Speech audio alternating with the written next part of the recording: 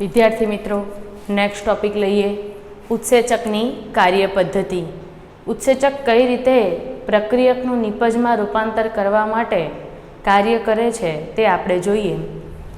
પ્રત્યેક ઉત્સેચકને કઈ સંજ્ઞાથી દર્શાવશું? ઈ સંજ્ઞાથી. ઈ એટલે ઉત્સેચક. એન્ઝાઇમ. પ્રત્યેક ઉત્સેચકના અણુમાં પ્રક્રિયક જોડાણ સ્થાન જોવા મળે છે. પ્રત્યેક ઉત્સેચક તેના બંધારણમાં પ્રક્રિયકના જોડાણ માટે જોડાણ સ્થાન ધરાવે છે, તેને સક્રિય જોડાણ સ્થાન કહેવાય પ્રક્રિયક માટેનું, જેની સાથે પ્રક્રિયક S જોડાઈને આવા સક્રિય સ્થાન સાથે પ્રક્રિયક S જોડાઈને ઉત્સેચક પ્રક્રિયાર્થી સંકુલ એટલે ES સંકુલનું નિર્માણ કરે છે. આ સંકુલ અત્યંત ઓછા સમય સુધી યથાવત રહે છે, જે નિપજ P અને અપરિવર્તિત ઉત્સેચકમાં વિયોજિત થાય છે. તમે જુઓ, આમાં આપણને એ કહેવા માંગે છે કે જો ઉત્સેચક પ્રોટીનના બનેલા હોય તો ઉત્સેચક એ પ્રોટીનનું તૃતીયક બંધારણ ધરાવે છે, અને આ પ્રોટીનના તૃતીયક બંધારણમાં જે ખાંચા ગુહા પડ્યા તે જ પ્રક્રિયકના જોડાણ માટેના ઉત્સેચકમાંના સક્રિય સ્થાનો છે. ત્યાં આવીને ઉત્સેચક ગોઠવાશે, ત્યાં આવીને પ્રક્રિયક ગોઠવાશે ઉત્સેચકમાં, અને એની કાર્ય પદ્ધતિ આગળ થશે. ઉત્સેચક સાથેનું પ્રક્રિયકનું જોડાણ અને ત્યારે જે સંકુલ રચાય તેને ES સંકુલ કહેવાય. પછી ઉત્સેચક એ પ્રક્રિયકના સ્વરૂપમાં બદલાવ લાવી અને તેનું નિપજમાં રૂપાંતર કરે. તે નિપજમાં રૂપાંતર કરે ત્યારે ઉત્સેચક સાથે નિપજ જોડાયેલી રહે છે, કારણ કે પ્રક્રિયકનું નિપજમાં રૂપાંતર થઈ ગયું, તો જે સ્થાને પ્રક્રિયક હતો તે સ્થાને હવે કોણ આવી ગઈ? નિપજ. તો તે સમયે એક બીજું સંકુલ બન્યું, જેમ ES સંકુલ તેમ EP સંકુલ બન્યું, અને ત્યારબાદ નિપજ પ્રાપ્ત થશે અને અપરિવર્તિત ઉત્સેચક એટલે કે જેનું પરિવર્તન નથી થયું, તેના બંધારણમાં કોઈ ફેર નથી પડ્યો, તેને પ્રક્રિયામાં ભાગ પણ નથી લીધો, તેણે માત્ર પ્રક્રિયાનો વેગ વધાર્યો છે પ્રક્રિયકને બંધિત કરીને. સમજો છો? તેની પહેલા મધ્યવર્તી રચના ઉત્સેચક નિપજ સંકુલનું નિર્માણ એ તેમાં જ થઈ જાય. ફરી વાંચીએ પહેલો ફકરો. પ્રત્યેક ઉત્સેચક એન્ઝાઇમના અણુમાં પ્રક્રિયક જોડાણ સ્થાન હોય, જેની સાથે પ્રક્રિયક જોડાઈને ઉત્સેચક પ્રક્રિયક સંકુલ બનાવે. આ સંકુલ બહુ ટકતું નથી, અત્યંત ઓછા સમય માટે આ સંકુલ યથાવત રહીને તરત જ નિપજ બની જાય, નિપજમાં પરિવર્તિત પામી જાય, અને અંતે નિપજ અને અપરિવર્તિત ઉત્સેચક કે જેમાં કોઈ ફેરફાર નથી થયો, એ તો એઝ ઇટ ઇઝ જ છે, એમાં વિયોજિત થાય. તેની પહેલા એ વિયોજિત થઈને છૂટા પડે તેની પહેલા તેઓમાં પણ ઉત્સેચક નિપજ સંકુલનું નિર્માણ થઈ ગયું હોય છે. અને આ ફકરાએ રજૂ કરતી સરસ મજાની એક રાસાયણિક પ્રક્રિયા સિમ્બોલિક તમને અહીં સ્ક્રીન પર આપેલ છે. ઉત્સેચક પ્રક્રિયાથી સંકુલ નિર્માણ થવું તે ઉત્પ્રેરણ માટે અત્યંત આવશ્યક છે. એટલે કે ઉત્સેચકને કાર્ય કરવા માટે એ આ સંકુલ બનવું ખૂબ જરૂરી છે. જો આનું જોડાણ થઈને સંકુલ નહીં બને તો પ્રક્રિયા ઉત્પ્રેરિત પણ થશે નહીં. તો એક સંકુલ જે બને છે અને જેવી રીતે પ્રક્રિયકમાંથી નિપજમાં રૂપાંતર થાય છે તેની એક પ્રક્રિયા આપણે જોઈ લઈએ. પહેલા ઉત્સેચક પ્રક્રિયક અલગ અલગ હતા, જેને આપણે E+S વડે દર્શાવશું, જ્યાં E એટલે એન્ઝાઇમ ને S એટલે સબસ્ટ્રેટ. એન્ઝાઇમ એટલે ઉત્સેચક, સબસ્ટ્રેટ એટલે કે પ્રક્રિયક. આગળ વધી પ્રક્રિયા, બંને જોડાઈ ગયા, પ્રક્રિયક ઉત્સેચકના સક્રિય સ્થાનોમાં ફિટ થઈ ગયો, તો ત્યારે જે સંકુલ બન્યું તે ES સંકુલ. હવે ઉત્સેચકે પ્રક્રિયકના સ્વરૂપમાં બદલાવ લાવીને નિપજ બનાવી, P ફોર પ્રોડક્ટ, નિપજ ગુજરાતીમાં. ત્યારે એક બીજું સંકુલ જોડાયેલું બન્યું, EP સંકુલ. હવે જેમ ઉત્સેચક પ્રક્રિયક પહેલા અલગ અલગ હતા, તેવી રીતે હવે પ્રક્રિયાને અંતે પ્રક્રિયા પૂરી થવાથી ઉત્સેચક અને નિપજ પણ કેવા થયા? છૂટા પડી ગયા. જેમાં પ્રક્રિયામાં તમે જુઓ છેલ્લે નિપજ છૂટી પડે છે એસ માંથી પી બને છે, પણ પીમાં ક્યાંય ઈનો ભાગ હોતો નથી. ઈનો કામ એટલું હોય છે કે પ્રક્રિયાને ઝડપી બનાવવાનો, પ્રક્રિયાનો વેગ વધારવાનો, એને પ્રક્રિયકનું ઝડપથી નિપજમાં રૂપાંતર કરવાનું, પરંતુ તે પ્રક્રિયામાં ક્યાંય ભાગ લેતો નથી, પ્રક્રિયામાં ક્યાંય પણ એનું સ્વરૂપ દાખલ કરતો નથી, તેનું બંધારણ એમનેમ જાળવી રાખે છે. બસ એ એસનું પીમાં રૂપાંતર કર્યા બાદ એવોને એવો જ પ્રક્રિયામાંથી છૂટો પડી અને પાછો પ્રાપ્ત થાય છે. ક્લિયર? નેક્સ્ટ આપણે જોઈએ, કન્ટિન્યુ છે ટોપિક.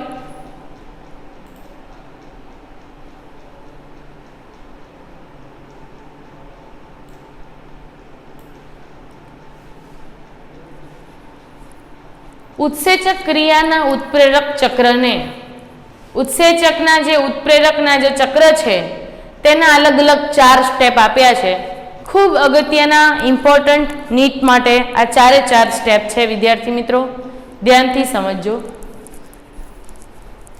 સૌથી પહેલો તબક્કો, ઉત્પ્રેરક પ્રક્રિયક સાથે જોડાઈને નિપજ બનાવવા માટે કઈ રીતે કાર્ય કરે છે ને એના માટેના આ 4 સ્ટેપ છે. એમાં સૌથી પહેલો તબક્કો, સૌ પ્રથમ પ્રક્રિયક ઉત્સેચકના સક્રિય સ્થાને જોડાય છે. આ પ્રક્રિયા કરવા માટે, નિપજ બનાવવા માટે જરૂરી છે કે E+S નું જોડાણ થઈને ES નું બનવું. હું શું કહું છું તે આપ સારી રીતે સમજો છો. સૌ પ્રથમ તો પ્રક્રિયક ઉત્સેચકના સક્રિય સ્થાને જોડાય છે. તો તમે જોજો આ વસ્તુને આપણે અહીંયા થોડાક બોર્ડ વર્કથી સમજીએ. આ એક ઉત્સેચક છે, E ફોર ઉત્સેચક. આ 2 પ્રક્રિયકો છે.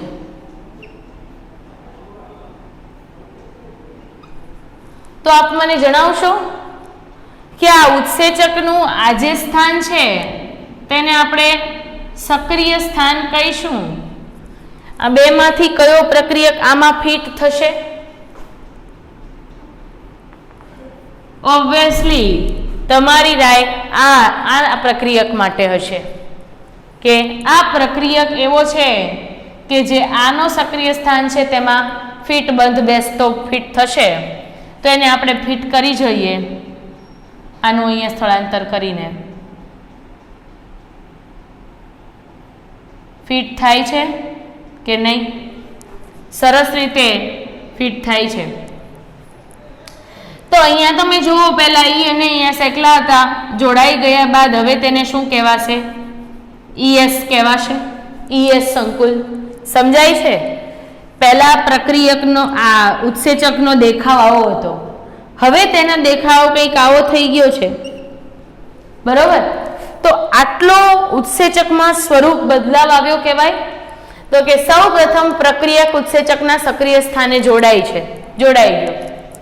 હવે તમે જુઓ કે અલગ અલગ ઉત્સેચકોના અલગ અલગ સક્રિય સ્થાનો અલગ અલગ આકારના હોય. જેમ કે આ છે ઉત્સેચક, તેમાં 2 માંથી કયું પ્રક્રિયક એડ કરી શકાશે? આ જ કરી શકાશે. તો અહીંયા એના સ્વરૂપમાં બદલાવ લાવ્યો. આમ કોઈ પણ રાસાયણિક પ્રક્રિયા માટે તેનો ઉત્સેચક નક્કી હોય છે, ફિક્સ જ હોય છે. ગમે તે પ્રક્રિયક, અહીંયા હું આ પ્રક્રિયકને અહીંયા ફિટ કરું તો આ યોગ્ય કહેવાય? ન કહેવાય. ચલો આને નથી કરવું, આને ફિટ કરીએ, ન કહેવાય. આમ ગમે તે ઉત્સેચક ગમે તે પ્રક્રિયક સાથે જોડાઈ શકતો નથી. કોઈ પણ રાસાયણિક પ્રક્રિયા માટેનો ઉત્સેચક નક્કી હોય છે અને એ જ ઉત્સેચક પર્ટિક્યુલર પ્રક્રિયક સાથે જોડાઈ શકે. ફોર એક્ઝામ્પલ, લેક્ટિક એસિડનું પાચન કરવું હોય એટલે કે લેક્ટોઝનું પાચન કરવું હોય તો લેક્ટેઝ જ જોઈએ. સુક્રોઝનું કરવા માટે સુક્રેઝ જ જોઈએ. ન્યુક્લિક એસિડના પાચન માટે ન્યુક્લિએઝ જોઈએ. કાર્બોદિતના પાચન માટે એમાઇલેઝ જોઈએ. લિપિડના પાચન માટે લાઇપેઝ જોઈએ. પ્રોટીનના પાચન માટે પ્રોટીએઝ જોઈએ. આમ પ્રક્રિયાનો ઉત્સેચક ફિક્સ જ હોય છે. પછી પ્રોટીનનું પાચન કદાપી લાઇપેઝ ન કરી શકે કે પછી કાર્બોદિતનું પાચન કદાપી પ્રોટીએઝ ન કરી શકે. સમજાય છે તમને? બીજો પોઈન્ટ લઈએ, ઉત્સેચક સાથે જોડાયેલ પ્રક્રિયક. આ જુઓ, ઉત્સેચક સાથે જોડાયેલ પ્રક્રિયક, હમણાં બધા આવે જવા દો, ભૂલી જાજો, બોર્ડ વર્ક કરી નાખજો, ખાસ જરૂર પડાય તે. ઉત્સેચક સાથે જોડાયેલ પ્રક્રિયક ઉત્સેચકના આકારમાં, તેના સ્વરૂપમાં બદલાવ લાવે છે. કોના આકારમાં બદલાવ લાવ્યો? ઉત્સેચકના. કારણ કે પ્રક્રિયકનો આકાર, ધારો કે અહીંયા જે આકાર છે એ આવો છે, તો એ તો એમ જ રહેવાનો છે ઉત્સેચકમાં ફિટ થઈ ગયા પછી પણ ઉત્સેચક જે પહેલા આવું હતું, આવો હતો, તે હવે આવો લાગે છે. સાચી વાત? તો અહીંયા તમે જુઓ, ઉત્સેચક સાથે જોડાયેલ પ્રક્રિયક ઉત્સેચકના આકારમાં બદલાવ લાવે છે, જેથી પ્રક્રિયક ઉત્સેચક સાથે મજબૂતાઈથી જોડાઈ શકે. અને આ એવું ફિક્સ સક્રિય સ્થાન છે કે જેમાં ચુસ્ત રીતે પ્રક્રિયક જોડાયેલ છે. ત્રીજો પોઈન્ટ, ઉત્સેચકનું સક્રિય સ્થાન હવે પ્રક્રિયકના ગાઢ સંપર્કમાં આવી ગયું છે, જેના પરિણામે હવે જે ઉત્સેચકને કામ કરવું છે એ તે ચાલુ કરશે. એટલે કે તે પ્રક્રિયકના સ્વરૂપમાં બદલાવ લાવી અને તેનું નિપજમાં રૂપાંતર કરશે. તો કે ઉત્સેચકનું સક્રિય સ્થાન હવે પ્રક્રિયકના ગાઢ સંપર્કમાં હોય છે, જેના પરિણામ સ્વરૂપે પ્રક્રિયકના રાસાયણિક બંધ તૂટે અને નવા ઉત્સેચક નિપજ સંકુલનું નિર્માણ થાય છે. તમે જુઓ, હવે આ જે રચના છે ઉત્સેચક, અત્યારે જે સંકુલ છે એ ES સંકુલ કહેવાશે. હવે તેની રચનામાં જે કાંઈ પણ ફેરફાર થવાનો હોય, એટલે કે આમાંથી આવી રીતનું બનવાનું હોય, 1 માંથી 2 આવી રીતે નિપજ, તો અહીંયા આ રીતની પ્રક્રિયા ઉત્સેચકમાં જ થઈ જશે. જોઈ શકો છો તમે સ્ક્રીનની અંદર. તો હવે તે નિપજ P બની ગઈ છે, તે અત્યારે E સાથે જોડાયેલી હોવાથી એ સંકુલ એક બનશે EP સંકુલ. કયું સંકુલ બનશે? EP સંકુલ. પહેલા ES સંકુલ હતું આની ક્ષણિક વાર પહેલા, હવે એમાંથી શું બની ગયું છે? ES માંથી EP સંકુલ. ક્લિયર છે? ચોથું ને છેલ્લું, ઉત્સેચક નવી નિર્માણ પામેલ નિપજને, એટલે કે નવનિર્મિત નિપજને હવે મુક્ત કરી દે છે, છૂટી પાડી દે છે. એની અંદરથી મુક્ત થયેલ ઉત્સેચક અન્ય પ્રક્રિયક સાથે જોડાવા માટે તૈયાર થઈ જાય છે. આ રીતે ફરી પાછો પુનઃ ઉત્સેચક ચક્રની શરૂઆત થાય છે. તમે જુઓ, આપણા શરીરની અંદર તો ગ્લુકોઝના ઘણા બધા અણુ છે, ન્યુક્લિક એસિડના ઘણા બધા અણુ છે, પ્રોટીન લિપિડના ઘણા અણુ છે. ઉત્સેચકને ક્યારેય નવરું રહેવાનું આવતું જ નથી. જેવી તરત આ પ્રક્રિયા પૂરી થશે એટલે હવે આ સ્થાન ખાલી પડશે. જુઓ, અહીંયા નિપજને હું છૂટી પાડું છું, આ ઉત્સેચક છે એ નિપજને મુક્ત કરી દેશે, જે કંઈક આ સ્વરૂપે મળશે. એક મોટું હતું એમાંથી 2 નાનું થઈ ગયું, બરાબર? એટલે S માંથી P બની ગયા. હવે આ સ્થાન જે ખાલી પડ્યું ત્યાં બીજો આવો ફરી પાછો એક પ્રક્રિયકનો અણુ હશે, એ આવીને અહીંયા ગોઠવાશે, એટલે ફરી પાછું એનું કામ ચાલુ કરશે. EX સંકુલ, EP સંકુલ, વળી પાછું આવું. આમ મુક્ત ફ્રી રહેલા પ્રક્રિયકના અણુ સાથે ઉત્સેચક વારંવાર કાર્ય કરી અને તેનું નિપજમાં વારંવાર રૂપાંતર કરે છે. એમ આપણા શરીરમાં ઉત્સેચક બહુ જ અગત્યનું, બહુ જરૂરી કાર્ય, આવશ્યક કાર્ય કરે છે. ઉત્સેચકની માત્રા ઘટી જાય તો આપણા શરીરમાં પાચનના દર પણ ઘટી જાય, દેહધાર્મિક પ્રક્રિયાઓના દર પણ ઘટી જાય. આ 4 ઉત્સેચક ચક્રના પોઈન્ટ એકવાર છેલ્લી વાર રિપીટ કરીએ છીએ. નીટ માટે બહુ જ અગત્યના છે, ધ્યાનથી કરજો. આપ જાણો છો રાસાયણિકમાં તમે ભણો છો, કેમેસ્ટ્રીમાં, કે ઉત્સેચક અને પ્રક્રિયકનું કાર્ય તાળા અને કૂંચી જેવું છે, કે જેમાં તાળાને ખોલવા અને બંધ કરવાના કાર્ય માટે આપણે ચાવી વાપરવી પડે છે. નકર ચાવી એમાં કોઈ ભાગ ભજવતી નથી, પણ ચાવી વગર તાળું ન ખુલી શકે કે તાળું ન બંધ થઈ શકે, એની જેવું છે. બરાબર? સૌ પ્રથમ પ્રક્રિયક ઉત્સેચકના સક્રિય સ્થાને જોડાય છે, આપ જોવો છો તે પ્રમાણે. બીજું, ઉત્સેચક સાથે જોડાયેલ પ્રક્રિયક હવે ઉત્સેચકના આકારમાં બદલાવ લાવે છે, જેથી પ્રક્રિયક ઉત્સેચક સાથે મજબૂતાઈથી જોડાઈ શકે. પહેલા ઉત્સેચક કઈ કેવો લાગતો હતો, આવો. હવે ઉત્સેચક કેવો લાગે છે, આવો લાગે છે. તો પ્રક્રિયકના આવવાના કારણે ઉત્સેચકના સ્વરૂપમાં શું થયો બદલાવ, કે જેથી કરીને પ્રક્રિયક ઉત્સેચક સાથે મજબૂતાઈથી જોડાઈ શકે. ત્રીજું, ઉત્સેચકનું સક્રિય સ્થાન હવે પ્રક્રિયકના ગાઢ સંપર્કમાં આવી ગયું છે, જેના પરિણામે પ્રક્રિયકના રાસાયણિક બંધ તૂટે અને નવા ઉત્સેચક નિપજ સંકુલનું નિર્માણ થાય. અને હવે ઈપી સંકુલ બનશે. લાસ્ટમાં ઉત્સેચકે બનાવેલ જે નવી નિપજ છે, ઉત્સેચક દ્વારા તૈયાર થયેલ જે નવી નિપજ છે તેને તે મુક્ત કરી દે, છોડી દે અને મુક્ત થયેલ ઉત્સેચક અન્ય પ્રક્રિયક સાથે ફરી પાછો જોડાવા તૈયાર થઈ જાય. આ પ્રકારે ઉત્સેચક ચક્રની એકવાર ફરી પુનઃ ઉત્સેચક ચક્રની શરૂઆત થશે. ક્લિયર છે? તો આ રીતે આપણા બોડીમાં સતત ઉત્સેચક ચક્ર ચાલ્યા જ કરશે. ક્લિયર? હવે નેક્સ્ટ ટોપિક આપણે જોઈએ, ઉત્સેચકની ક્રિયાવિધિ પર અસર કરતા પરિબળો. ઉત્સેચક જ્યારે કાર્ય કરતું હોય ત્યારે પ્રક્રિયા પર અન્ય બીજા કયા પરિબળ અસર કરે છે તે આપણે જોઈએ આ ટોપિકમાં.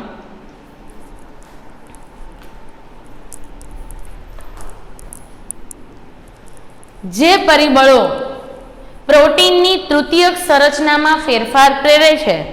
તૃતીયક સંરચના અહીંયા કોની છે? ઉત્સેચકની છે. તૃતીયક બંધારણ પ્રોટીનનું ઉત્સેચક ધરાવે છે. તે ઉત્સેચકની સક્રિયતાને પણ અસર કરે છે.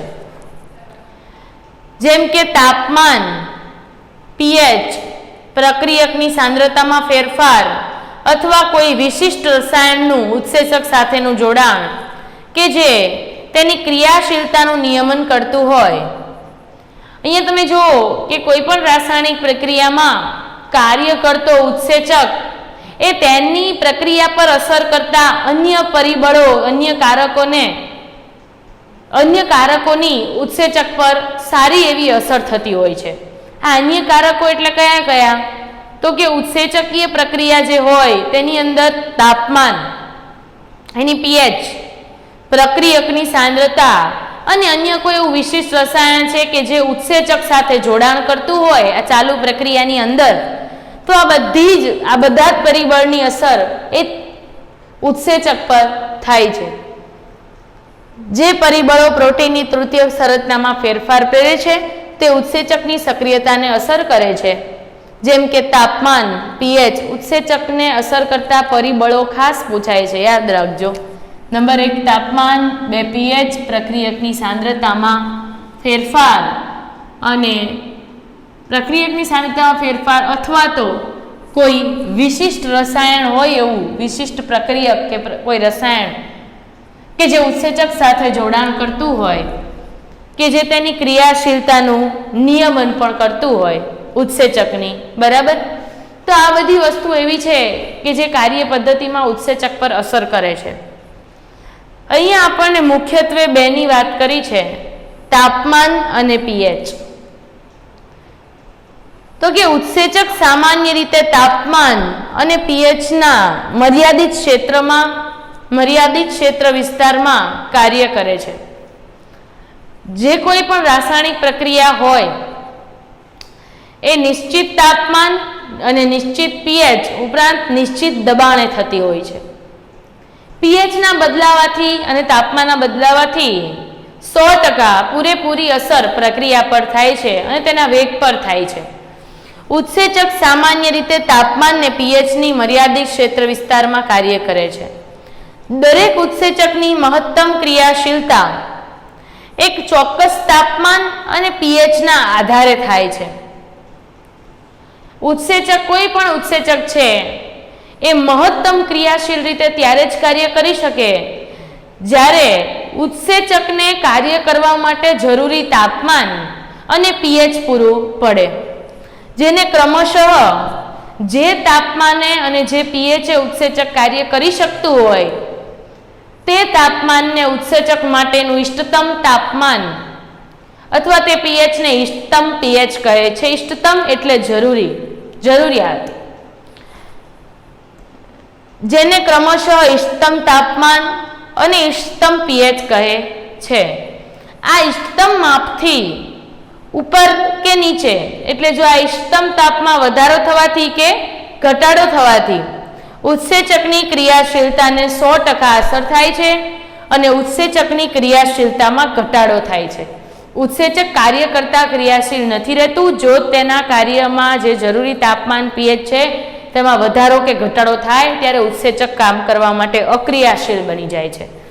તે કાર્ય કરી શકતું નથી. નીચું તાપમાન ઉત્સેચકની ક્રિયાશીલતાને નિષ્ક્રિય કરી દે છે. જો નીચું તાપમાન હોય તો ઉત્સેચકને કાર્ય કરવા માટે નબળાઈ પ્રાપ્ત થાય છે, એટલે ક્રિયાશીલતા ઘટી જાય છે, નિષ્ક્રિય થઈ જાય છે, કામ કરવા માટે એક્ટિવ બનતો જ નથી ઉત્સેચક. જ્યારે ઊંચું તાપમાન મળે તો ઉત્સેચકની ક્રિયાશીલતા એક હદ કરતાં વધી જાય છે, એટલે તે તેની ક્રિયાશીલતાને નષ્ટ કરી દે છે.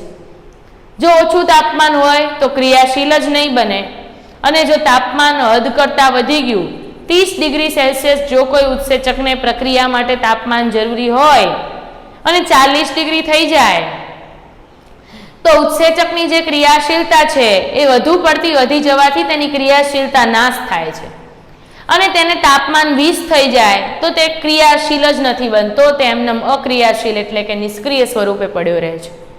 જ્યારે ઊંચું તાપમાન ઉત્સેચકની ક્રિયાશીલતા નષ્ટ કરી દે છે, કારણ કે આ ખાસ યાદ રાખજો MCQ માટે, વધુ પડતા તાપમાનથી કે ગરમીથી ઉત્સેચકમાં રહેલું પ્રોટીનનું તૃતીયક બંધારણ વિનૈસર્ગીકરણ પામે છે, એટલે કે પ્રોટીનની શૃંખલા, પ્રોટીનમાં રહેલા એમિનો એસિડ એના બંધો તૂટીને છૂટા પડવા માંડે છે. એટલે પ્રોટીન કેવું બને?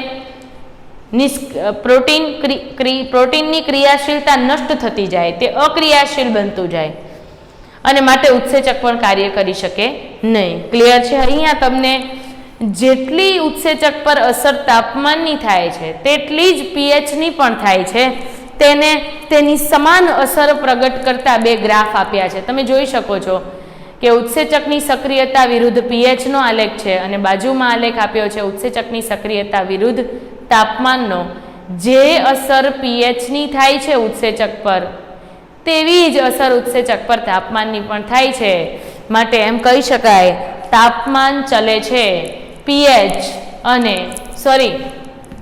ઉત્સેચક ચલે છે pH અને ઉત્સેચક ચલે છે તાપમાન. સમજો છો? આ એકબીજાનો સંબંધ કેવો છે? એકબીજાના સમપ્રમાણમાં છે.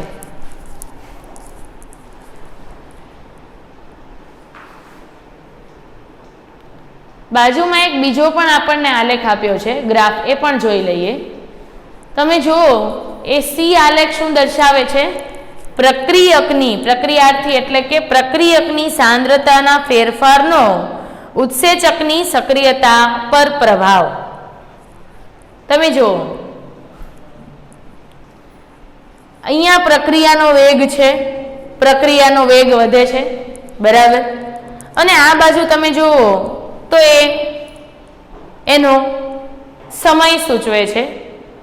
પ્રક્રિયાર્થીની સાંદ્રતાના ફેરફારનો ઉત્સેચકની સક્રિયતા પર. તમે જુઓ, પ્રક્રિયક અહીંયા છે અત્યારે હાલ, આ x અક્ષ છે, આ y અક્ષ છે, પ્રક્રિયક હાલ અહીંયા છે. શરૂઆતમાં તો ઉત્સેચક બહુ સારું એવું કામ કરતો હશે, એટલે S સાથે જોડાઈને S બનાવીને એનું કામ ચાલુ કરે છે, એટલે પ્રક્રિયકનું નિપજમાં રૂપાંતર થવા માટેનો જે વેગ છે એ જેવો ઝડપી બન્યો, ઘણો ઝડપી બન્યો. અહીંયા સુધી ફૂલ સ્પીડ વાળો છે કે નહીં? અહીંયાથી ફૂલ સ્પીડ. પછી એ આલેખ વળાંક લઈ લે છે. જ્યારે અહીંયા સુધી પહોંચે છે ત્યારે એનો વેગ મેક્સિમમ બની જાય છે ઝડપથી. તો તેને શું કહીશું? અહીંયા સુધી પહોંચે છે ત્યારે એનો જે મહત્તમ વેગ છે અહીંયા સુધીનો, તે v મેક્સિમમ કરતા અહીંયા સુધી પહોંચે ત્યારે તે કેટલો હોય? અડધો હોય. તમે જુઓ, v મેક્સિમમ આટલું હોય તો એનીથી અડધું આટલું થાય, તો અહીંયા v મેક્સિમમ બાય 2 લખાય, એટલે કે કુલ વેગ કરતા અડધો વેગ. એટલે અહીંયા v મેક્સિમમનું મૂલ્ય કેવું થયું? અડધું થઈ ગયું, હાફ થઈ ગયું, અને અહીંયા v મેક્સિમમ કમ્પ્લીટ મળે છે. v મેક્સિમમ અહીંયા સુધી કમ્પ્લીટ મળ્યો, પણ પછી અહીંયા એક એવો મોડ આવ્યો કે જ્યારે પ્રક્રિયક કાર્ય કરતો ધીમો પડી ગયો. એનો અર્થ નિપજ હજી બની કે નહીં એની ખબર નથી, નિપજ હજી બની જ નથી, પણ એવું વિચારી લ્યો કે ઉત્સેચકને કામ કરવાની ક્ષમતા અહીં સુધીની હતી મેક્સિમમ, ઈ મેક્સિમમ અહીંયા સુધી છે. હવે અહીંયાથી શું કર્યું?